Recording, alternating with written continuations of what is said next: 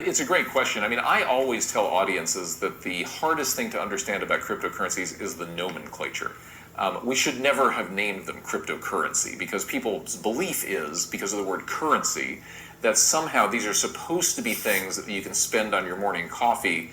And if you can't, if the Starbucks won't accept your Bitcoin or your Ethereum tokens or whatever, that's somehow a failure of the project. Well so said. let's just ask everybody within our earshot to just get rid of that concept.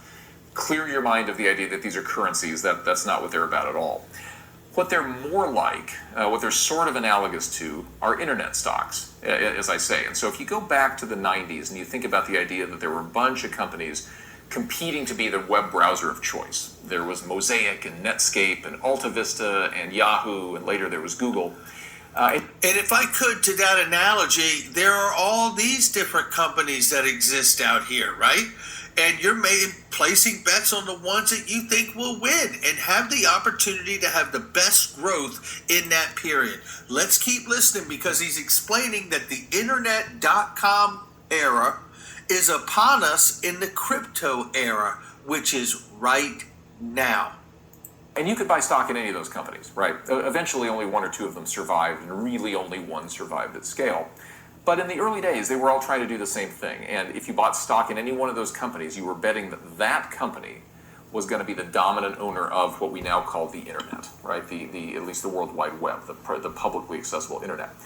Very similar to what cryptocurrencies are about today. Today, if you buy an ETH token, the native token of the Ethereum blockchain, you're buying that because you believe that the Ethereum network is probably going to win in the race to build a new network for financial applications. Notwithstanding the fact that they got a unique advantage from the SEC, which has given them the clarity that no other network in the space has gotten, allowing billions of dollars worth of projects to be launched off of that network. Keep listening. Okay, Ethereum is the largest environment where app developers are going to build cool, what you might think of as banking apps. We call them decentralized finance or DeFi apps.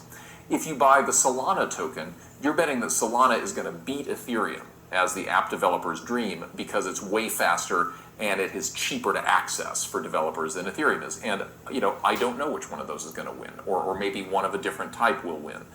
But in that sense, the tokens you're buying represent the adoption rate of the underlying network and your prediction about who's going to win. Just like if you went out and you bought Apple stock versus Microsoft stock, right? That represents a different bet on the future of computational activity in America and the world. And depending on who wins, the value of that stock goes up. So it's very similar to that. And if you start thinking about it like that, the whole enterprise becomes a little bit clearer. Now, it's true that these things have financial value, and that's where people get hung up with the idea of it's speculative in some way. But again, it's speculative in the same way that tech equity is speculative. You don't know, 10 years ago whether Nokia or Motorola or Apple was going to win the smartphone race. And there it is right there. And that's the tech equity that I'm talking about every day when I tell you about Link2 and private investing made simple at Link2.com. The Ripple, the Uphold, the Kraken. Which ones of these are going to win, right? Oh, I mean, to me, I think some of these choices are quite obvious, but everyone has to make up their own mind. But to me, he just surmised exactly the moment we are in.